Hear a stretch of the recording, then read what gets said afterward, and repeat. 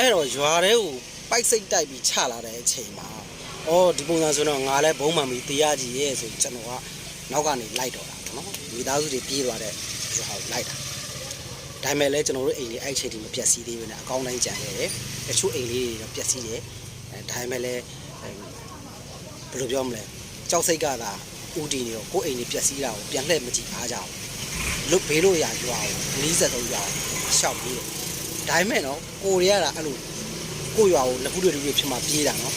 ကိုနဲ့2ရွာကျော်လောက်ကိုကိုကပြေးတဲ့အချိန်မှာအဲ့2ရွာကျော်လောက်ကကိုရဲ့ဆွေမျိုးသားချင်းတွေကမရှိတော့ဘူးတယောက်သူတို့အိမ်တွေကိုတော့တွေခတ်ပြီးတော့မှမပြေးသေးတဲ့ခုလိုမျိုးမိသားစုဝင်တယောက်တလေကြံခဲ့တဲ့အိမ်လေးတွေတော်ကလေးတွေအပ်ပြီးတော့မှသူတို့ပြေးကြတယ်အဲ့မန္တလေးလိုနေရာမျိုးပါပြေးကြတာပေါ့နော်တချို့ရွာအဲ့ရွာတွေကတော်တော်များပတ်စံရှိတဲ့လူတွေလည်းပြေးကြတာအဲ့လိုမျိုးသူတို့ဆိုကြိုးရှောင်သွားတာပေါ့နော်အဲ့မှာသူတို့ကကြိုးရှောင်သွားတဲ့ရွာမှာကိုကခုမှနှစ်ဘူးတွေရောက်လို့သူတို့ရွာကိုကရှောင်တာဒါပေမဲ့သူတို့ရွာဘာမှမဖြစ်သေးတော့အေးဆေးပါတယ်ဆိုရင်မှငါတို့ရွာလို့တော့ဘာမှမဖြစ်သေးပါဘူးလေဒီရွာလေးမှာခဏနားပြီးရှောင်အောင်ပါပဲဆိုရင်မှကျွန်တော်ကအဲ့ရွာမှာတစ်စစ်ရှောင်တာတစ်ဆင်းရှောင်တာပေါ့နော်ဒီစစ်တွင်းကာလမှာကျွန်တော်ရှောင်ခဲ့ရတဲ့နေရာတွေပြောင်းခဲ့ရတဲ့ရွာတွေအများကြီးဒါတစ်စစ်ချိုးအကွေ့တစ်ခုကိုကျွန်တော်ပြောပြတာပေါ့နော်ခုကျွန်တော်အိမ်ပြီးခဲ့တဲ့တလကခုဒါဆိုတလနဲ့2ရက်ရှိဒီ TikTok ရိုက်တဲ့အချိန်မှာတလနဲ့2ရက်ရှိသွားကျွန်တော်အိမ်ဘုံမှန်လို့မီးလောင်ပျက်စီးသွားတာတလနဲ့2ရက်ရှိအဲ့တော့ဒါလေးကဒီအချိန်ထိမရောက်ခင်မှာ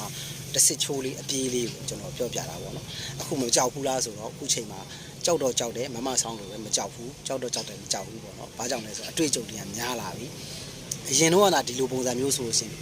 ပြေးပြီပေါ့ပေါင်းတဲ့ခုကျွန်တော်ခုလက်ရှိရောက်နေတဲ့ဒီနေရာရဲ့ဒီရွာထဲမှာလည်းဘုံတွေ